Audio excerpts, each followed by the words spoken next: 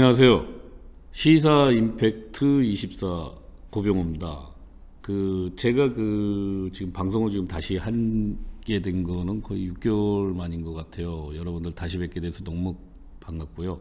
제가 전에는 고호의 시사 토크 TV로 시작을 했습니다. 6개월 동안 참 많은 일이 있었어요. 개인적으로도 많은 일이 있었고 또 업무적으로도 제가 시사 포커스의 탐사 보도를 전문으로 해가지고 활동을 하면서 여러 가지의 이슈되는 기사들을 보도를 하고 또 보람도 있는 일도 있었습니다. 동두천에서 장애인들을 이용해서 노동을 착취하는 그런 목사에 대해서 TV까지 방송이 되고 또 갈 곳 없는 청소년 장애인들 지적장애 우들이 관에서 보금자리를 만들어주고 그런 좋은 그런 보람 있는 일도 있었고 그 외에도 여러 가지 일이 있었습니다. 저는 개인적으로 시사 포커스에 근무를 하다가 사표를 냈습니다. 사표를 낸 이유는 여러 가지인데 제가 방송에서 이러쿵저러쿵 얘기할 수 있는 그런 거는 좀 그런 것 같아요. 다만 제가 얘기 드릴 수 있는 거는 직업이라는 거는 프로페셔널이라고 생각합니다. 프로페셔널한 그런 직업인이 되기 위해서는 자기 직업에 충실할 수 있는 환경이 돼야 된다고 생각을 합니다. 데스크가 보도에 대해서 어떤 편향적인 그런 보도 지침을 가지고 있다 그러면은 저희 같은 그런 기자들이 활동할 수 있는 영역이 굉장히 줄어들기 때문에 거기에는 저하고 안 맞는다고 생각해서 제가 사표를 썼습니다. 그리고 그동안 본업에 충실하다 보니까 방송을 하지 못했던 부분들을 개인적인 유튜브 방송인 고우의 시사 토크 TV를 개편을 해서 이번에 시사 임팩트 24라고 하는 그런 제목으로 변경을 해가지고 다시 방송을 오늘 시작하게 됐습니다. 제 방송의 취지는 앞으로는 제가 전에는 어떤 경기 북부 지역에 이슈되는 부분들을 좀 다뤘었는데 꼭 전국적이다 이러기보다는 심층 취재를 하거나 사회적으로 이슈가 되는 부분들에 대해서 제가 개인적으로 팩트만 가지고 여러분들한테 알려드리는 그러한 방송을 편성하고자 합니다. 그런 의미에서 이제 오늘 첫 번째 제가 방송의 컨셉으로 잡은 테마로 잡은 내용은 유기동물 보호와 관련된 이야기를 좀 방송을 하고자 합니다. 유기동물 보호는 우리나라가 지금 반려동물을 키우는 국민들이 1,500만 명에 육박하고 있습니다. 이 1,500명에 육박하는 반려동물 애호 인구분들의 그런 증가는 앞으로 더욱더 증가될 것으로 보이고 있습니다. 그 이유는 소규모 가정으로 이제 우리 사회 구조가 변경이 되고 나홀로 가족이라든가 그 다음에 어떤 인간 사회의 커뮤니케이션의 그런 부재 등 또 문명의 발달로 인해서 조직이라든가 사회에서 상처받는 분들이 위로받고자 하는 가족들 간의 불화로 또 위로받고자 하는 분들 아니면 반대로 가족들 간의 사랑 또 삶의 여유에서 오는 동물들에 대한 보호 의식 그런 거로 인해서 반려 인구들은 계속 늘어날 것으로 하는데 문제는 국가와 지자체에 그런 인구 추세가 증가하는 것에 대해서 행정이 뒤따르지 못한다는 것입니다. 우리나라의 선출직 선거 문화로 인해 가지고 반려 인구들 유권자들이 그만큼 늘어나다 보니까 각 지자체나 정부는 반려 인구에 대한 목소리를 수용을 하는 부분들과 또 일각에서는 표를 의식해서 그 투표 권한을 가지고 있는 그런 반려동물인들에 대한 표를 얻고자 지자체마다 그 어떤 사실 뭐 저도 개인적으로 뭐 십수년 전부터 뭐 요구하고 얘기하고 그랬던 내용들이 전혀 귀담아 듣지도 않고 귓등으로만 들었던 반려동물의 운동장이라든가 이런 그 시설들을 서로 공약이라고 내세우는 상황까지 지금 벌어지고 있습니다. 격세지감을 느끼죠. 격세지감을. 근데 문제는 뭐냐면은 항상 우리나라 행정의 그 문제점은 모든 것을 법이 됐건 뭐 그 어떤 규칙이 됐건 시설이 됐건 세팅을 하고 그러한 정책을 펼치는 게 아니라 일단은 펼쳐놓고 그 다음에 국민의 세금을 쏟아부어 놓고 그 다음에 문제점 되는 것들, 드러나는 그런 문제점들을 개선하기가 너무 힘든 구조로 되어 있습니다. 그러한 사건들이 종종 벌어지고 있는데 이번에 의정부시에서 그 문제가 그 수면 위로 떠올랐습니다. 사실 뭐 반려동물을 사랑하는 사람들 외에는 관심이 별로 없었던 내용들의 그런 부분에서 논란이 되고 의혹이 제기가 되는 문제들이 수면 위로 발생이 됐는데 그거에 대해서 오늘 여러분들한테 심층적으로 보도했던 내용을 한번 설명드리고자 합니다. 그 유기동물 그 보호법, 우리나라는 정부에서 동물보호법 시행규칙 제13조 구조보호조치를 제외한 동물이라고 해서 그 농림축산부에서 고시한 고양이 중성화 사업 실시 요령 제14조에 따라 번식력이 강한 길고양이 번식 억제를 위한 TNR 사업, TNR이라는 것은 고양이 중성화 수술을 얘기를 하는 겁니다.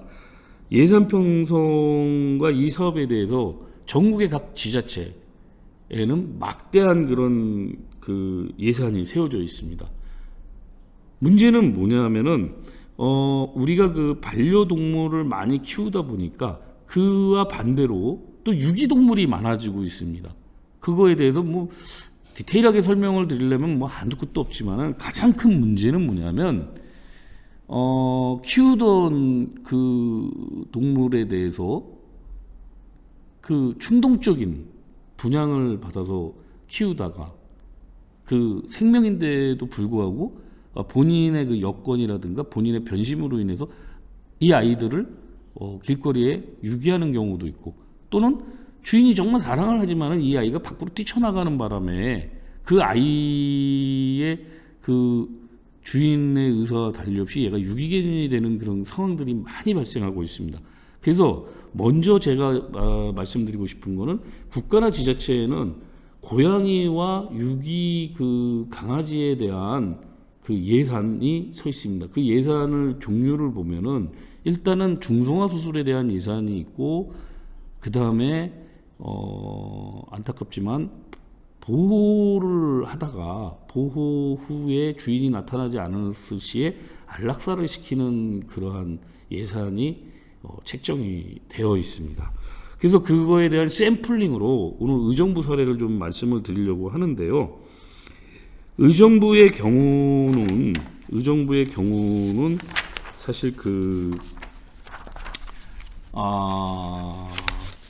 여러분들 잘 아시죠? 캣맘이라고. 캣맘들이 굉장히 많이 전국적으로 활동을 하고 있습니다. 의정부의 경우에만 뭐 정확한 지금 캣맘의 숫자가 밝혀지고 있지는 않지만은 캣맘의 그 사이트를 운영하는 A씨의 경우의 그 증언에 따르면은 의정부에만 회원 수가 2,500여 명 정도 된다고 합니다. 그리고 실제 그 거리에서 길고양이들을 돌보는 현장의 그 캣맘의 얘기를 들어보면 의정부에서만 수백 명의 캣맘들이 구역별로 활동해서 그 아이들한테 음식과 물과 그다음에 잠자리를 최소한의 그런 그거로 만들어주고 있다고 합니다.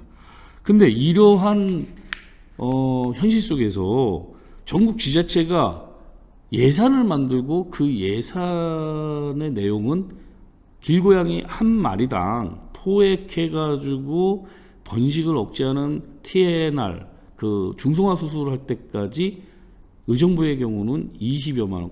거의 뭐 이 비용은 전국적으로 비슷합니다. 이게 뭐 농림수산부에서 책정한 금액이기 때문에 농림축산부요. 죄송합니다. 농림축산부에서 책정한 금액이기 때문에 거의 비슷한데 이 예산에 쓰여지는 부분이 일각에서는 투명하지 못하고 탁상 행정이라든가 관리 시스템이 부실해가지고 제대로 그 목적 사업의 달성에 그 의문을 제기하는 상황에 이르렀습니다. 그 부분은 왜 발생을 하게 되냐면은 이게 가장 중요하다고 생각합니다. 정부나 지자체에서는 예산만 만들어주고 그 예산에 대한 그 관리 감독을 지자체에다가 이제 맡기는데 각 지자체마다 그 관리 감독 시스템이 좀 서로 다르다 보니까 쉽게 표현하면은 잘하는 도시는 잘합니다. 뭐 용인이라든가 뭐 안산이라든가 뭐 고양시라든가 이런 데는 동두천도 굉장히 잘하고 있고요. 저기 그 지방 쪽에 가서도 뭐 잘하는 그 지자체가 많이 있습니다. 그럼에도 불구하고 이 TNR 중성화 수술을 하는 사업을 위탁 사업체를 선정을 해가지고 그 위탁 사업체한테 그 모든 과정을 그 맡기는 그런 상황들이 대부분의 사업으로 진행이 되고 있습니다. 의정부시의 경우에는 2년마다 그 용역업체를 공고해서 그 내용에 따라서 업체를 선정해 가지고 그 사업에 대해서 일괄적으로 그 예산 편성한 거를 지원해 주고 있는데요. 의정부의 경우는 중성화 수술을 해주는 예산의 그 두당 고양이 한두당 20만 원씩 해가지고 연간 한 800마리 정도를 목표로 해가지고 1억 한 6천 정도의 예산을 마련해 놓고 지급을 하고 있습니다.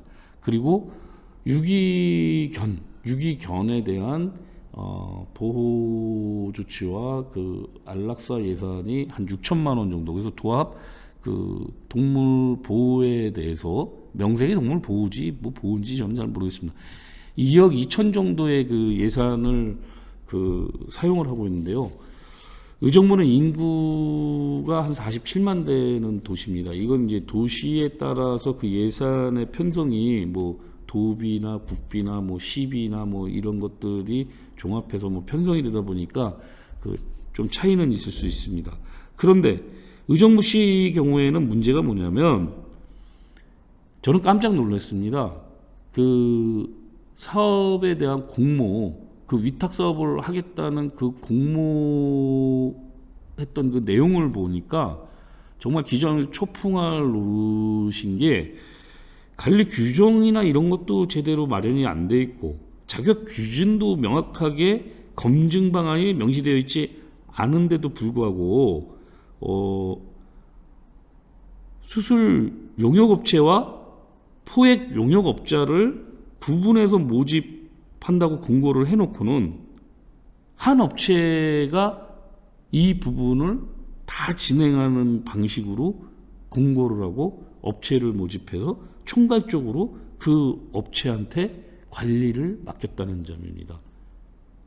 그게 무슨 얘기냐면은 공고할 때는 고양이를 포획하는 업체, 그 다음에 그거에 대해서 중성화 수술을 하는 업체를 구분을 해서 공고를 했습니다.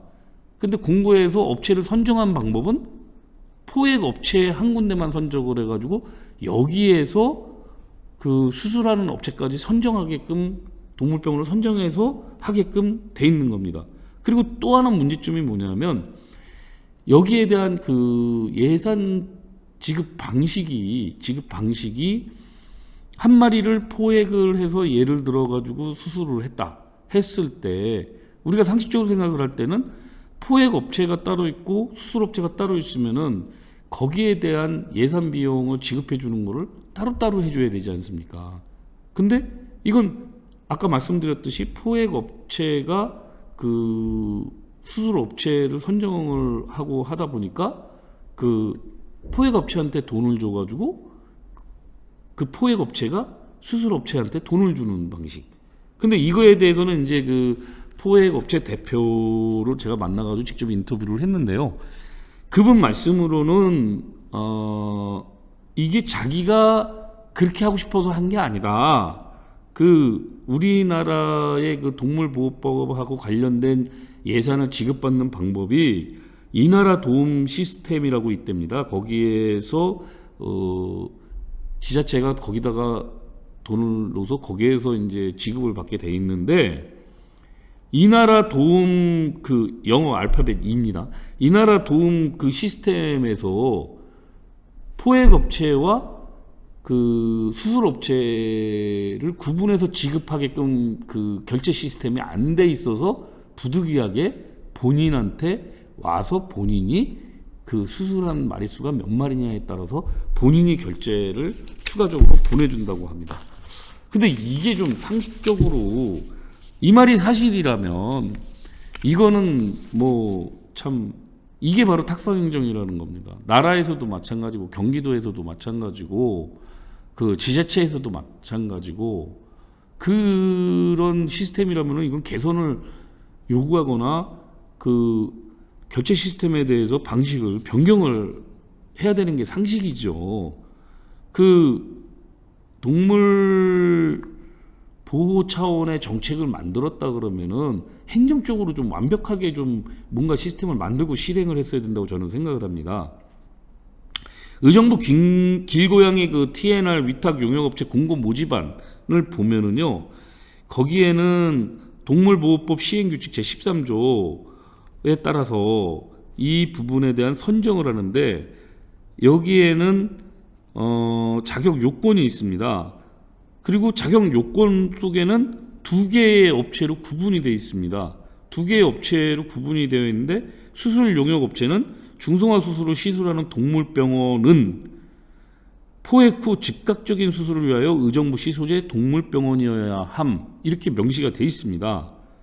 그리고 포획 용역 업자에 대해서는 포획 전문 교육을 이수하였거나 길고양이 TNR 사업 용역 업체로 지정된 동물병원 수의사로부터 길고양이 TNR 사업에 대한 교육을 받은 자, 이렇게 되어 있습니다.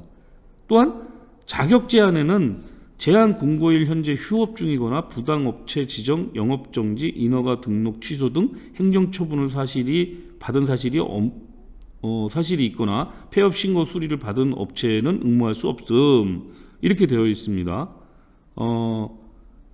또한 각종 민원 제기자로 1개월이 경과되지 않은 경우 용역협약에 응모할 수 없음.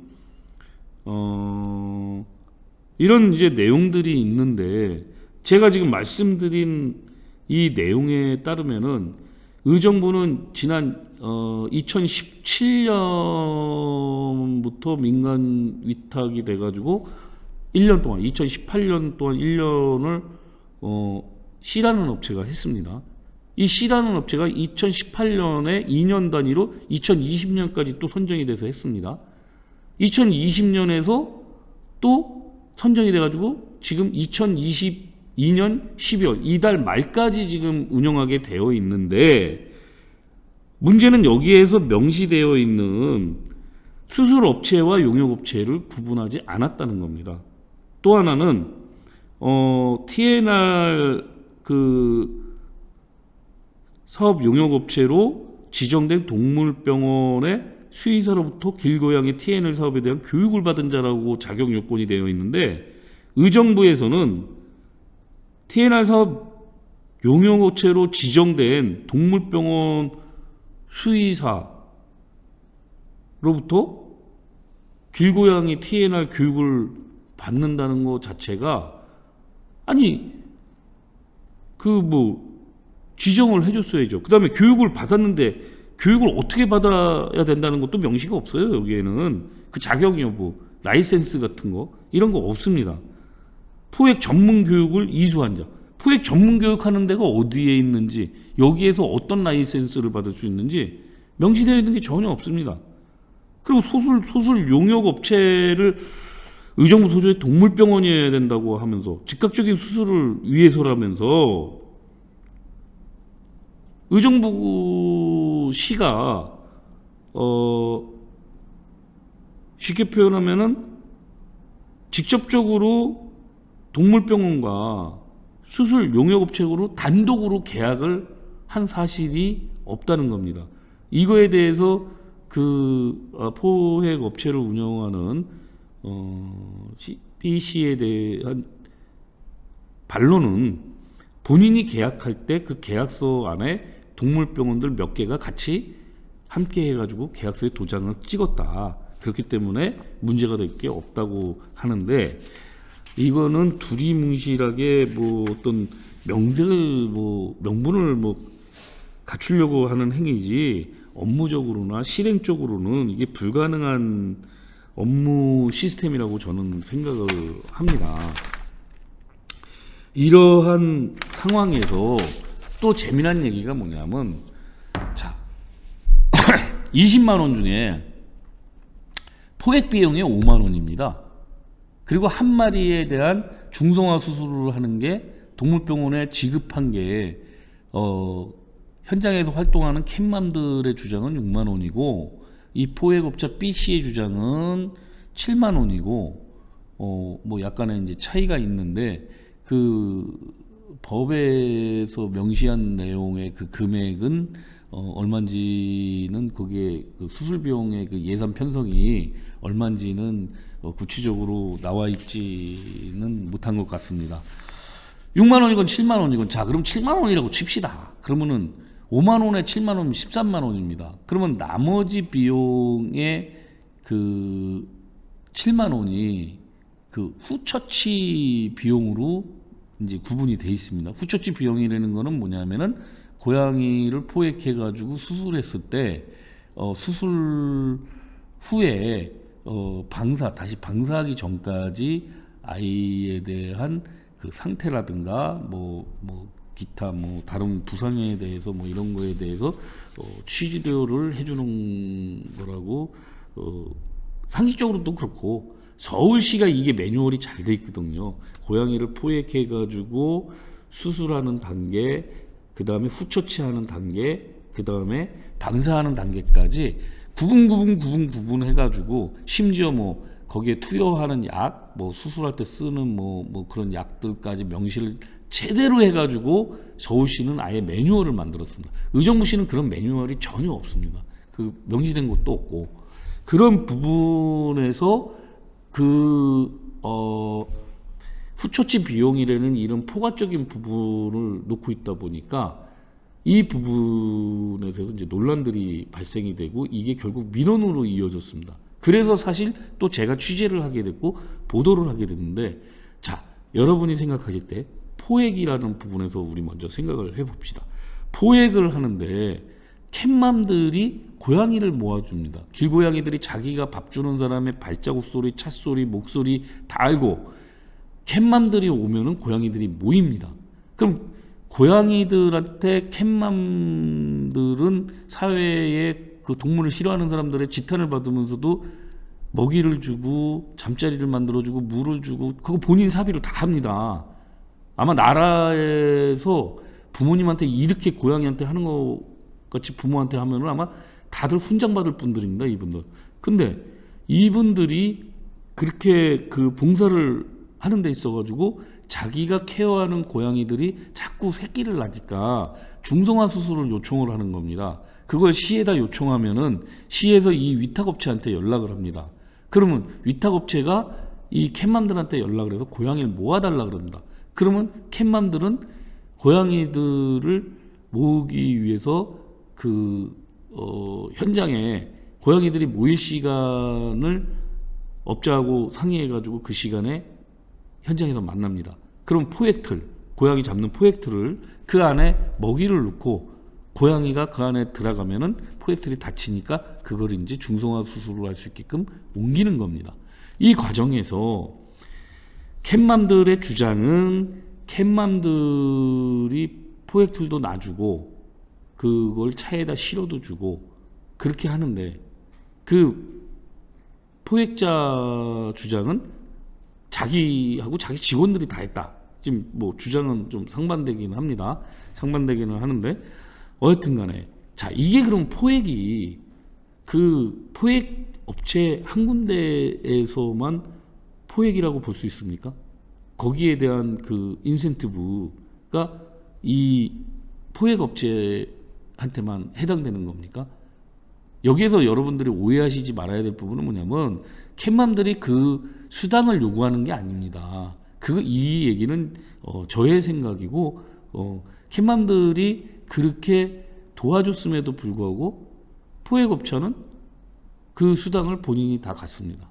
그리고 이렇게 포획된 아이들에 대한 그 수술 과정이라든가 이런 게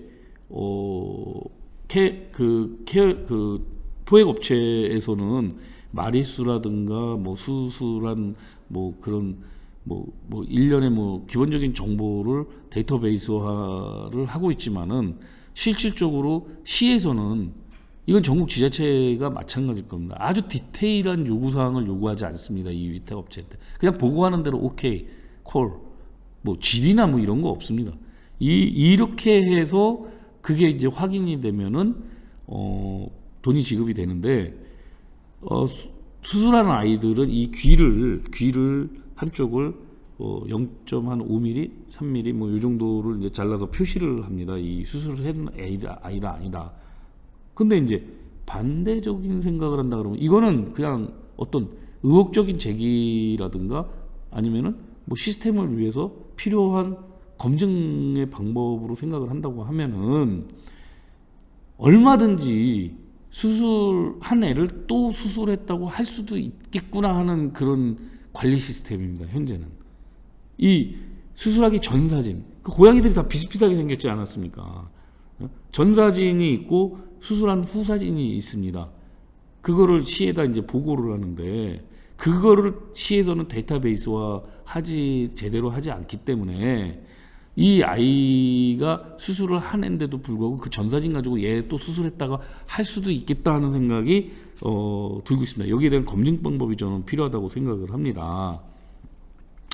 그렇게 하는데 자 아까 후처치 비용을 얘기하지 않았습니까? 그 후처치 비용에는 서울시의 매뉴얼에는 이 아이들에 대한 뭐 상처, 진드기 뭐 이런 거를 다 하게끔 되어 있습니다. 후처치 비용을 가지고 의정부시에는 그런 매뉴얼이 없다 보니까 이 업체에서 예를 들어 가지고 제가 캣맘이에요. 제가 보호하는 아이들이 포획돼 가지고 그 수술을 이제 할 때 내가 그 보호하는 애니까 얘가 어디에 그 귀에 뭐 진드기가 있어. 이거 진드기 좀 그 처치를 좀 해주세요. 부탁도 하고 뭐 애가 무슨 고름이 있어. 뭐 이거 좀 처치 좀 해주세요. 뭐 하면은 이 업체에서는 그 캣맘한테 돈을 받습니다. 별도로 한 마리당 10,000원씩. 근데 이게 캣맘들이요. 자기가 보호하는 애, 자기 구역들이 다 있어요. 내가 여기에 가서 얘네를 돌보고 저 옆 동네 여기에 해서 자기 구역이 있습니다.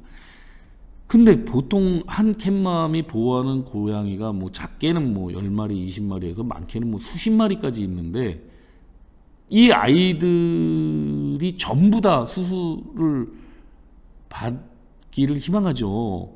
근데 내가 키우는 게 아니고 보호하는 애가 수술을 받았는데 내가 보호하는 아이의 그 진드기 비용을 내가 보호하는 아이의 숫자만큼 업체에서 요구한다는 주장도 있어요. 있지만은 업체 그 대표 얘기로는 요구한 건 사실이다.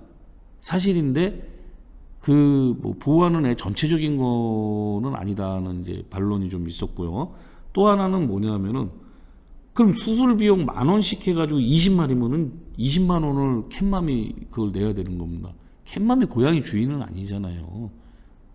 근데 이 업체 그 대표 얘기로는 내가 한 마리에 20만 원의 예산을 받고 하는 부분에 대해서는 그 후처치 비용에 얘네들 진드기 뭐하고 이런 부분들 시에서 나한테 명시된 매뉴얼이 없다. 근데 그 부분을 내 돈을 들여서 할 수는 없지 않냐.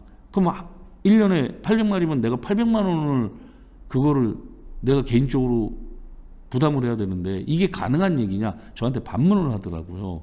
그럼 후처치 비용이 있지 않냐? 후처치 비용에 대해서 시에서 나 이거 해주라고 그러는 거 없는데 내가 그걸 왜 해줘야 되냐? 이런 반응입니다. 이게 얼마나 탁상행정입니까? 이것이.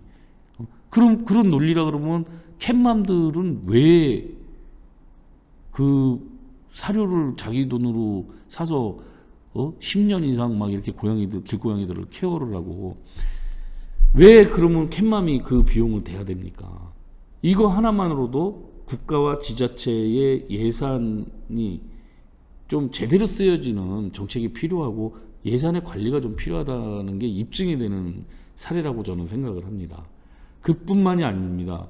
그러면은 자, 그분은 그렇게 얘기를 합니다. 업체 그 대표는 왜 그 돈을 받냐에 대해서는 아까 설명한 대로 얘기를 드렸지만은 그 돈을 자기 엄마하고 같이 그 일을 지금은 어머니는 안 한다 그러는데 전에 했었다는 거는 뭐 인정을 했습니다. 엄마 통장으로 받고 있습니다. 자, 우리가 위탁 사업이라는 거는 사업자가 지정이 되면 거기에 모든 비용의 입출금이 거기에서 움직여져야 되거든요. 거기에서 움직여져야 되는데 그 부분에 대해서는 개인적으로 처리를 해주고 개인적으로 그 치료를 해주는 거기 때문에 엄마 통장으로 별도로 받는 거다. 이게 회계가 헷갈려서는 안 되지 않느냐. 이게 반론입니다. 이게 과연 합당한 얘기인지. 그러면 동물에 대한 보호법에 의해서 예산을 만들고 그거에 대한 지출을 하라고 시나 도나 나라에서 지정해 주면서 이런 후처치 비용이 개인적으로 지불해야 될 돈이다. 개인적으로 관리해야 될 돈이다. 이 행정 자체가 저는 이해가 가지가 않습니다. 이 소식을 많은 진짜 1,500만 반려동물의 인구수를 가진 우리나라에서 반려인들이 아신다 그러면 동물 애호가들이 아신다 그러면은 이거 굉장히 분노가 끌어오를 수 있는 얘기입니다. 그 분노가 뭐 국가를 향하던 뭐 이 업체에 향하던 그건 저는 모르겠고요. 그래서 이런 부분들에 대해서 민원이 발생을 했습니다. 민원을 제기한 분들은 실제 현장에서 그 활동을 하는 캣맘들인데 이 캣맘들의 민원은 가장 단순한 얘기입니다. 아이들이 그런 예산의 혜택을 받아서 좀 더 많은 아이들이 그 제대로 된 중성화 수술을 받고 제대로 된 치료를 받았으면 좋겠다. 이건데 이 민원 과정에서 이 캣맘들이 주장하는 것은 업체에 민원을 제기하면은 그 TNR 순서 있지 않습니까? 그 순서에서 자기의 말을 잘 따르는 사람들의 고양이는 우선적으로 해주고 자기 말에 거부하고 항의하는 사람에 대해서는 밀려있다, 예산이 없다 이러면서 뒤로 계속 미룬다는 겁니다. 그래서 그 캣맘은 내가 올 초에 그 한 마리 중성화 수술을 의뢰했는데 얘 예산 없다 뭐 해가지고 뒤로 계속 미루다 보니까 얘가 어느새 9마리가 됐답니다. 그런데도 아직까지 수술을 못 받았답니다. 그러면 과연 이 정책의 효율성이 있는 것입니까? 나라에서 길고양이를 줄이겠다고 하면서 그 접수하려고 하는 것조차도 접수 순서에 대한 투명성이 없어가지고 얘가 밀린다면은 이 고양이 억제 정책에 과연 효율성이 있을까요? 그래서 이걸 어떻게 접수하는가에 대해서 또 확인을 해봤습니다. 시에다가 이제 신고를 하고 이 업체 대표는 저한테 분명히 말했습니다. 자기는 개인적으로 자기한테 중성화 수술을 해달라 그러는 거는 접수받지 않습니다. 얘기를 했습니다. 시에서 수술해달라고 접수 들어온 애들을 이 업체한테 그 연락을 한답니다. 그러면은 이 업체에서 그 고양이들을 포획해가지고 하는데 여기서 중요한 건 뭐냐면 시에 이 접수 신청을 하는 게 데이터베이스가 없습니다. 그리고 이 업체 대표는 저한테 보여준 거에는 1번부터 해서 127번까지 그 접수한 내역, 그 접수한 분들 성함이랑 쭉 나와 있어요. 있는데 이거를 본인만 가지고 있습니다. 이거 시에 제출했냐고 하니까 제출했다고 하는데 시에다가 제가 물어봤습니다. 이거 업체로부터 받았냐? 받은 적 없답니다. 그럼 누구 말이 없습니까? 누구 말이 옳은 겁니까? 이 얘기는 결국 뭐냐면 캣맘들이 주장하는 그러한 내용에 대해서는 충분한 의혹이 될 수 있다는 그런 반증이 됩니다. 시에서 접수된 대로 순서대로 이걸 치료 중성화 수술을 해주고 이걸 공개적으로 뭐 홈페이지라든가 시 홈페이지라든가 어디에 그 접수 순서를 놓고 접수 순서대로 수술하고 있다는 거를 반증해서 띄워준다 그러면은 이런 논란과 민원이 일어날 필요가 없거든요. 그런 시스템이 안 돼 있다 보니까 어떤 갑질 얘기가 나오고 횡포 얘기가 나오고 자기 마음에 안 들면은 수술을 안 해준다는 얘기가 나옵니다. 이런 주장들이 제기되는 거는 시의 관리 감독의 부재지요. 그래서 서울시를 보면은 서울시에서는 제가 자세히 그걸 읽어봤어요. 포획에서 아까 말씀드린 대로 치료 과정, 수술 후 보호, 사후 처리, 방사까지 구체적인 방법으로 매뉴얼이 정해져 있습니다. 이처럼 관리하는 지자체가 있는 반면에 전국에 대다수의 지자체는 의정부 시하고 거의 유사한 관리를 하고 있습니다. 경기도에 있는 용인시 같은 경우는 연간 한 3,000마리 정도의 길고양이를 중성화하는 예산이 편성이 돼 있기도 하고요. 이러한 시스템들이 좀 더 구체적으로 돼야 된다는 게 많은 동물 애호가들이나 캣맘들의 목소리입니다. 그래서 이 부분이 문제가 되고 제가 기사를 보도를 했습니다. 2022년 11월 24일 날 시사 포커스에 들어가서 보시면은 거기에 대한 기사가 나와 있는데 이거에 대한 개선책들을 또 제시도 했습니다. 사실 제일 중요한 거는 시나 도나 정책적으로 이런 사업을 진행하는 데 있어가지고 경기도에는 동물과까지 별도로 신설이 되어 있습니다. 문제는 뭐냐면 공무를 하는 과에 최소한 동물에 대한 자격증은 없더라도 동물을 좋아하는 공무원들로 좀 구성이 돼야지 되는데 그렇지를 못하다 보니까 관심이 없어요. 이 동물이 우리와 같은 생명을 가진 생명체라는 의식이 없다 보니까 어떤 아이들이 유기견이라든가 유기동물이 포획돼서 임시 보호 조치를 하러 왔을 때 정말 물이나 사료도 제대로 안 주고 소독도 안 된 그런 아주 비좁은 캔넬 안에 아이를 가둬두는 모습이 비일비재합니다. 이거는 동물보호법에 따라서 동물 학대로 진짜 처벌받아야 마땅할 정도의 그런 케어를 하고 있습니다. 이게 우리나라의 공무의 현실입니다. 이런 식으로 행정을 하는데 동물을 만지기도 싫어하고 고양이 자체를 싫어하는 그런 공무원들이 이 중성화 사업의 실무자고 책임자면은 여러분들 생각은 어떻겠습니까? 그래서 이 부분은 향후에 제가 이게 방송이 길어지면 또 여러분들이 또 지루하실 수가 있기 때문에 향후에 제가 이 부분에 대해서는 다시 한번 더 방송을 드리겠지만은 정말 개선책이 많이 필요합니다. 이 부분 고양이 중성화 수술에 대해서는 첫 번째는 중성화 요청 접수와 수술 현황이 공개돼야 되는 게 가장 시급한 개선책입니다. 이건 전국 지자체가 다 해야 됩니다. 예산을 쏟아붓고 길고양이가 늘어나고 이런 부분들에 대해서 인간한테 피해를 준다고 생각하고 병균을 옮긴다 생각하고 음식물을 파헤쳐가지고 거리가 지저분해진다 생각해가지고 이런 예산을 만들고 이런 행정을 한다면은 이들이 생명이라는 생각을 단 한 번이라도 좀 정책적으로 해줄 필요가 있다고 생각을 합니다.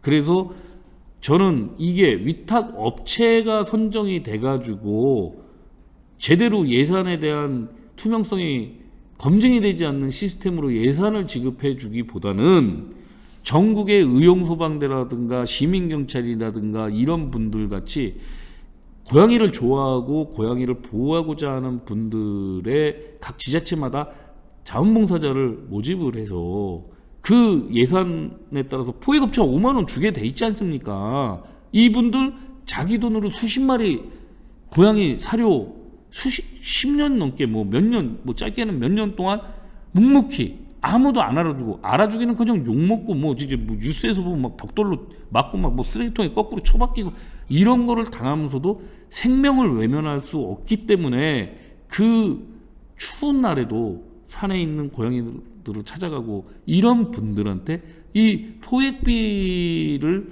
지원해주고, 그래서 그 돈으로 고양이들한테 사료를 사줄 수 있는 그런 뒷받침을 해주고, 각 지자체마다 후처치시를 지자체마다 그 농사하고 관련된 부서가 있습니다. 그 가축이라든가 농사를 관리하는 부서가 그런 부서에서 부지를 가지고 있어요. 뭐 물론 없는 데도 있을 수 있겠지만 대부분 농작물에 대한 뭐 그 씨앗이라든가 뭐 재배종이라든가 이런 것들을 하기 때문에 그 부지를 가지고 있는데, 그쪽에다가 후처치시를 만들어서 이 캣맘들이 고양이를 포획해서 직접 이런 위탁업체가 그 지정한 그런 동물병원이 아닌 시에서 동물병원들을 지정을 해놓고 직접 중성화 수술을 의뢰하고 다시 시에서 만들어놓은 후처치실에서 아이들을 보호하고, 그 후에 아이가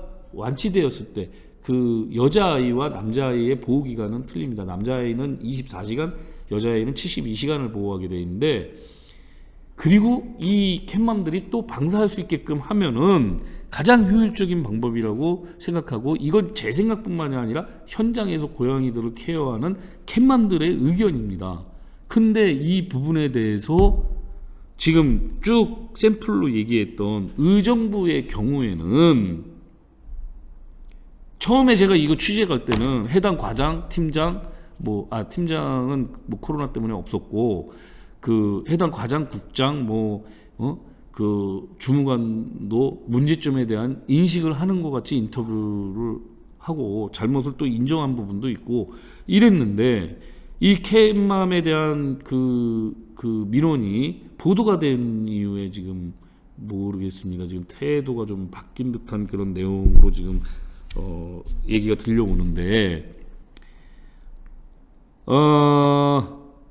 의구심이 납니다. 2022년 12월 30일이면 현재의 그 B 업체가 위탁이 종료가 되고, B 업체 대표는 이렇게 논란이 많기 때문에 본인은 이것을 하지 않겠다고, 내년도에 그 위탁 업체에 응모를 한다면은 거기에 응모하지 않겠다고 저한테 공개적으로 얘기를 했고, 국장도 저한테 캣맘이 그렇게 그 위탁 업체 대표가 자기한테 와서 그렇게 얘기했다고 했습니다.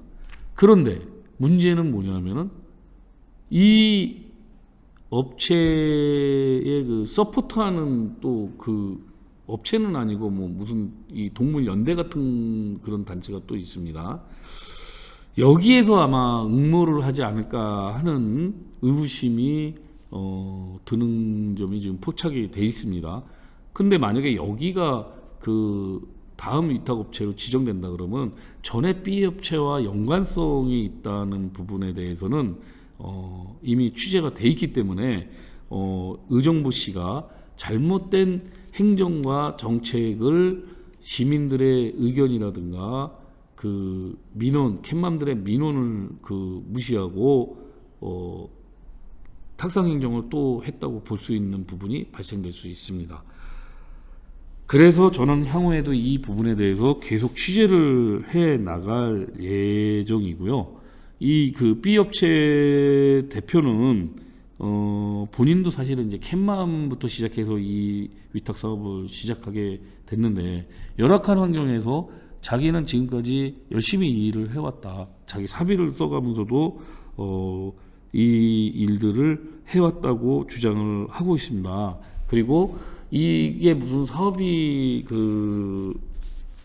뭐 돈을 버는 사업도 아니고 돈을 버는 사업이라고 뭐 생각해서 그런지 뭔지 뭐 하여간 민원이 뭐 계속 발생되는 것에 대해서 자기도 속상하다 이러한 의견을 반론으로 해주셨는데, 이처럼 논란이 되고 있는 사업에 대해서는 공개적이고 투명한 게 원칙이 돼야 되고, 시에서 이 고양이 중성화 수술에 관련돼 가지고는 디테일한 서울시와 같은 매뉴얼이 시급한 입장입니다. 그리고 관리 감독 시스템이 철저해야 됩니다. 그리고 예산 지원과 그 예산의 쓰여짐을 당연히 보고를 받아야 되고, 당연히 감시와 관리 감독이 돼야 된다고 생각합니다. 끝으로 제가 그러한 말씀을 드리겠습니다. 제가 이 부분을 취재하러 간 날, 취재가 끝나고 한 3-4시간 취재가 끝나고 사무실에서 나올 때 마당에 아주 조그만 케이지에 강아지 한 마리가 울고 있었습니다. 그래서 가서 봤더니만 셰퍼드 한 2-3개월 된 그 강아지였습니다. 그 넓은 그 마당에 이 케이지, 그 진짜 한 박스, 그 조그만 박스 하나 정도 사이즈의 케이지에 강아지를 덩그러니 내놓는데, 그 안에 보니까 그 조그만 강아지가 움직일 수 있는 공간도 안 되는 그런 케이지입니다. 그 옆에는 큰 케이지, 뭐 엄청난 큰 틀에 뭐 그런 이 강아지 뭐 진짜 몇 마리도 들어가고 10마리도 들어갈 수 있는 그런 케이지들이 있음에도 불구하고 거기다 그렇게 내팽개치듯이 팽겨쳐서 제가 충격을 받았습니다. 이게 과연 동물을 보호하는 법을 실행하는 실무과에서 할 짓인가? 그래서 직원을 불렀어요. 그래서 얘가 이렇게 되어 있는데 이 부분에 대해서는 좀 얘를 갖다가 좀 넓은 데에다 놓고 불안과 그런 걸 느끼지 않게 좀 덜 느끼게끔 사료와 그런 것도 좀 주고 좀 해야 되지 않느냐. 죄송합니다. 그 직원과 금방 동물보호협회로 갈 거라는 겁니다. 걔가 5분, 10분, 1시간 있다 가더라도 동물보호법을 실행하는 부서, 명백하게 동물보호법에 명시되어 있는 거라면은 저는 그렇게 해야 된다고 봅니다. 그래서 그 옆을 보니까 씨앗을 키우는 건물이 있습니다. 그 농작물에 대한. 그곳에서는 진돗개 2마리가 있었습니다. 백구가 따뜻한 온실에 이불도 깔려 있고 음식물도 있고 있습니다. 근데 이 부분이 저 개가 누구 개인지 무엇 때문에 키우는지는 제가 여기서 밝히지는 않겠습니다. 그게 또 뭐 개인적으로 뭐 어떤 논란거리가 될 수도 있고 이러기 때문에. 그렇지만 동물을 대하는 태도가 이렇게 차별화가 돼서는 안 된다는 생각을 말씀을 드리고, 제 마지막 멘트는 동물도 생명이다. 그리고 법으로 명시되어 있는 동물법을 제대로 행정을 현장에서 베풀어야 된다. 마지막 한마디는 이거를 다루는 실무 부서에는 최소한 동물 보호에 관련 동물 케어에 대한 자격증은 없더라도 동물을 사랑하는 따뜻한 마음을 가진 사람들이 이 일을 해야 된다 하는 것을 마지막으로 말씀드리겠습니다. 계속해서 이 부분에 대해서는 의정부를 집중 취재할 것을 약속드리면서 오늘 제가 6개월 만에 하는 첫 방송을 마치고자 합니다. 감사합니다. 다음 방송은 여러분들한테 그 선거법 위반에 대한 방송으로 찾아뵙겠습니다. 감사합니다.